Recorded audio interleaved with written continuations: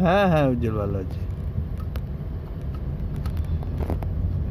ঠিক আছে মা, ঠিক আছে। হুম হুম হুম।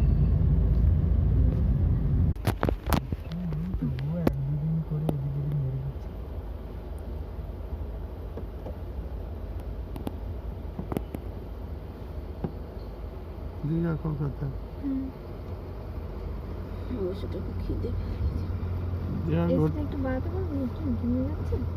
ও তবু এই যে মানে ইয়েতে আমার দাঁড়ি করিয়ে দিতে পারলো তাই ননি, কিন্তু ওর এবার কিরম হলো দেখো, এবার পরপর গাড়িগুলো যাবে, ও এবার কতক্ষণ আটকে থাকবে দেখবে। চিড়ের 22 পের হয়ে গেল। ও তো আর বেরোতেই পারবে না। না যতক্ষণ না এটা ক্লিয়ার হচ্ছে ও গাড়ি ঘোরাতেই পারবে না। ও ওভারটা করে বিশাল হুতিয়ে যেতে গেল। এই তো এ ছাড়তে ছাড়তে ও তো ছাড়তেই পারবে না। এবার কি হতো, এই যে দুই সাইডে খালের মতো না থাকলে তবু এগুলো থেকে ঘুরিয়ে ও একটু করতে পারতো।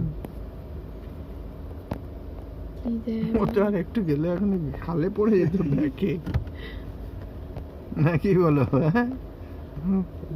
গাড়ি থেকে নামতো তো গিয়ে সামনে গাড়ি দাঁড় করে দিল। আমার মনে হয় এরকম টুরিস্ট দিয়ে এসছে রাহাতটা ধীরে দিয়ে ও গেল।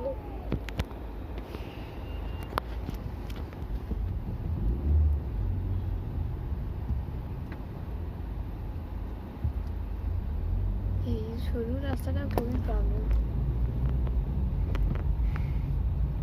আগের বছর বোধহয় আমরাও আসছিলাম এইখানটা থেকে, সে অলির সেই পরে স্কুল থেকে মনে আছে ওলি স্কুলের এখান থেকে।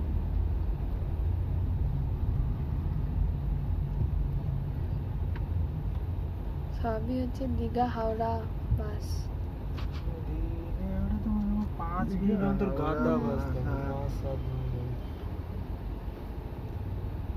এই রাস্তাগুলোতে নর্মাল মানুষজন যাওয়ার তো খুব চাপ, বলো এত গাড়ির চাপ। এটা শুধু এখন বলে নয়, তোমার রাত পর্যন্ত।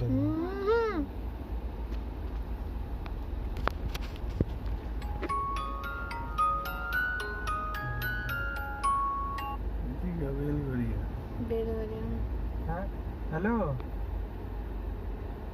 এই তো পিচ্ছামণি পেরিয়েছে, তারপরে জ্যাম রয়েছে। হ্যালো, হ্যাঁ বলছি পিচ্ছামণি পেরিয়েছে, তারপরে জ্যাম রয়েছে, দাঁড়িয়ে আছে।